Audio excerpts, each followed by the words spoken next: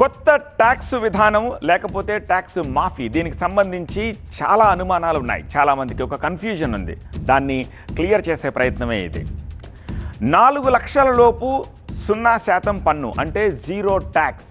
మీరు అసలు మీ ఆదాయం 0 నుంచి 4 లక్షల లోపు ఉంటే మీరు ₹1 కూడా మీరు ట్యాక్స్ కట్టక్కర్లేదు. అసలు మీరు ట్యాక్స్ పేపర్స్ ఫైలే చేయక్కర్లేదు 4 లక్షల వరకు ఉంటే. 4 లక్షల నుంచి 8 లక్షల వరకు మీరు 5% ఇన్కమ్ ట్యాక్స్ కట్టాల్సి ఉంటుంది. అలాగే 8 లక్షల నుంచి 12 లక్షల వరకు 10% ఇన్కమ్ ట్యాక్స్ కట్టాల్సి ఉంటుంది. 12 నుంచి 16 లక్షల వరకు 15%, 16 నుంచి 20 లక్షల వరకు 20%, 20 నుంచి 24 లక్షల వరకు 25% ఇన్కమ్ ట్యాక్స్ కట్టాల్సి ఉంటుంది. 24 లక్షల పైన మీ ఆదాయం ఉంటే 30% ఇన్కమ్ ట్యాక్స్ వసూలు చేస్తారు. అయితే ఇక్కడ కన్ఫ్యూజన్ ఏర్పడింది, రైట్? 12 లక్షల వరకు జీరో ఇన్కమ్ ట్యాక్స్ అంటున్నారు, మళ్ళీ 4 to 8 lakhs వరకు 5%, 8 to 12 వరకు 10% అంటున్నారు. ఏంటనేదేకా మీ డౌట్? అదే క్లియర్ చేస్తాను. బట్ దానికంటే ముందు ఇంకొక డేటా కూడా చూపిస్తాను, అది కూడా చూడండి. ఏ జీతానికి ఎంత ట్యాక్స్ కట్టాలి ఒకసారి చూద్దాం.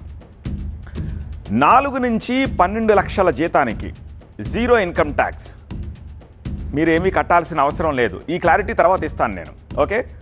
13 లక్షల జీతం ఉంటే మీరు ₹75,000 ట్యాక్స్ కట్టాల్సి ఉంటుంది. ఒకవేళ మీ జీతం 15 లక్షలైతే 1,05,000 ట్యాక్స్ కట్టాల్సి ఉంటుంది. ఒకవేళ మీ జీతం 20 లక్షలైతే 2 లక్షల ట్యాక్స్ కట్టాల్సి ఉంటుంది. మీ జీతం 25 లక్షలుంటే 3.3 లక్షలు ట్యాక్స్ కట్టాల్సి ఉంటుంది. మీ జీతం 50 లక్షలుంటే 10.80 లక్షలు అంటే 10,80,000 ట్యాక్స్ కట్టాల్సి ఉంటుంది. అయితే ముందు 12 లక్షల జీతానికి 10% ట్యాక్స్ అని చెప్పాం కదా, తర్వాత 12 లక్షల వరకు జీరో ఇన్కమ్ ట్యాక్స్ అని కూడా చెప్పాం కదా. ఎస్, అది ఎందుకు అంటే ఇప్పుడు చూద్దాం. ఈ డేటా చూస్తే మీకు ఆ క్లారిటీ వచ్చేస్తుంది. 8 లక్షల జీతానికి కట్టాల్సిన ఆదాయం 20,000 అయితే ప్రభుత్వం ఇచ్చే రిబేటు 20,000. 9 లక్షల జీతానికి 30,000 మీరు ట్యాక్స్ కట్టాల్సి వస్తే అదే 30,000 రిబేట్ ఇచ్చేస్తుంది. 10 లక్షల జీతానికి ఇన్కమ్ ట్యాక్స్ 40,000 ఉంటే ఆ 40,000 రిబేట్ వస్తుంది. 11 లక్షలకి 50,000 అయితే ఆ రిబేటు 50,000 ఉంటుంది. 12 లక్షలకి ఒక 60,000 మీరు ఇన్కమ్ ట్యాక్స్ కట్టాల్సి వస్తే 60,000 రిబేట్ వస్తుంది. సో విచ్ మీన్స్ మీరు ఆ కట్టాల్సిన దానికి రిబేట్ వచ్చేస్తుంది కాబట్టి ఏమీ కట్టాల్సిన అవసరం లేదు 12 లక్షల లోపు వరకు.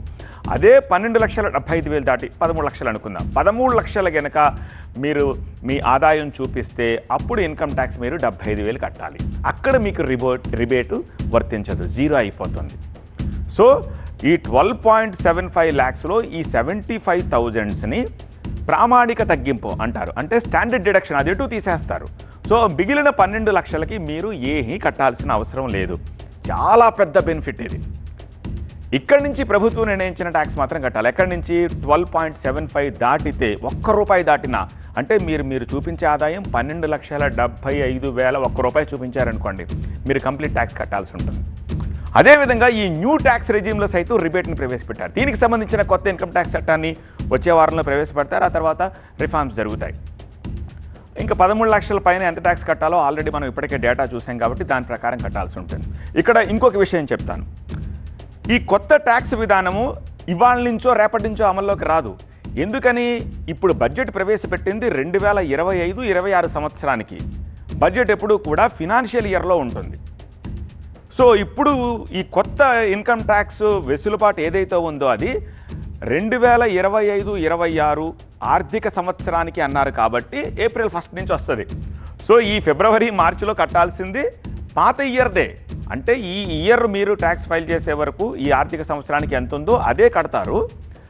ఏప్రిల్ 1 లగాయితూ నెక్స్ట్ ఇయర్ కోసం 25-26 కట్టేది మీరు ప్రాపర్గా కడతారు. ఓకే, ఇక్కడ ఇంకొక అనుమానం కూడా వచ్చి ఉండొచ్చు మీకు. 25 లక్షలకి 3.3 లక్షలు కట్టాలి. అదే 50 lakhs ఉంటే 10,80,000 కట్టాల్సింది అని చెప్పేసి అని అంటున్నారు. అది ఎట్లా అవుతుంది క్యాలిక్యులేషన్ అని అనుమానం రావచ్చు. ఎందుకంటే స్లాబ్స్ ఉన్నాయి ఇన్కమ్ ట్యాక్స్లో. ఈ స్లాబ్స్ ప్రకారం ట్యాక్స్ కట్ అవుతూ వెళ్తూ ఉంటుంది. మీరు సంపాదించే 50 లక్షల్లో మొదటి 4 లక్షలకి you don't have to pay. ఆ 4 లక్షల నుంచి 8 లక్షలకి 5%, 8 నుంచి 12కి 10%, అట్లా ఆ స్లాబుల ప్రకారం పెంచుకుంటూ వెళ్తారు. 25 lakhs దాటిన తర్వాత 30% కట్టాల్సి ఉంటుంది. సో ఆ అడ్జస్ట్మెంట్ కారణంగా కొంచెం అటు ఇటు వ్యత్యాసం ఉంటుంది. బై అండ్ లార్జ్ చెప్పొచ్చేది ఏంటంటే 12 లక్షల వరకు మీరు కట్టాల్సిన అవసరం లేదు. స్టాండర్డ్ డిడక్షన్ ఆ ప్రామాణిక తగ్గింపు 75,000 రూపాయలు ఏది ఉందో అది తీసేయగా 12 లక్షల వరకు ఎంత పెద్ద రిలీఫ్ ఆలోచించండి. ఇలా చేయడం కారణంగా కేంద్ర ప్రభుత్వానికి ఎంత భారం పడుతుందో తెలుసా? డైరెక్ట్గా 1,00,000 కోట్లు ఇప్పుడు కేంద్ర ప్రభుత్వం మీద భారం పడుతుంది ఈ బెనిఫిట్ ఇవ్వడం కారణంగా. అలాగే ఇండైరెక్ట్గా ఒక 2,500 కోట్లకు పైనే పడుతుంది. సో కేంద్ర ప్రభుత్వ ఉద్దేశం ఏంటంటే ఈ 1,22,500 కోట్ల రూపాయలు ప్రజలకు ఏమైతే ఈ ట్యాక్స్ బెనిఫిట్ ఇస్తున్నారో ఆ డబ్బు ప్రజల నుంచి తిరిగి మళ్ళీ కన్జంప్షన్ రూపంలో మార్కెట్లోకే వస్తుంది. తద్వారా రొటేషన్ అవుతుంది, జీడిపి పెరుగుతుంది. ఇట్లా క్యాలిక్యులేట్ చేసింది. దీనివల్ల ఎవరికి బాగా బెనిఫిట్ అంటే మధ్యతరగతి వాళ్ళకి, ఈ స్లాబ్స్లో ఉన్న వాళ్ళకి, బిట్వీన్ 4 to సమ్వేర్ అరౌండ్ ఒక 20-24 దాకా అనుకోండి. అక్కడ వాళ్ళకి చాలా 24 తర్వాత ఎలాగో 30% కట్టాల్సిందే కాబట్టి ఈ మధ్యలో వాళ్ళకి చాలా బెనిఫిట్. ఇది చాలా బిగ్ రిలీఫ్ అని చెప్పాలి. అయితే ఈ కన్ఫ్యూజన్ మాత్రం కొంచెం అర్థం చేసుకోవడానికి కొంచెం ఇబ్బందిగా ఉన్నా కొంచెం ఐ థింక్ ఒక్కసారి ఆ లాజిక్ అర్థమైపోతే క్లియర్ అయిపోతుంది. సో 0 నుంచి 12 లక్షల లోపు వాళ్ళు స్టాండర్డ్ డిడక్షన్ మినహాయిస్తే ఎటువంటి ట్యాక్స్ కట్టాల్సిన అవసరం లేదు.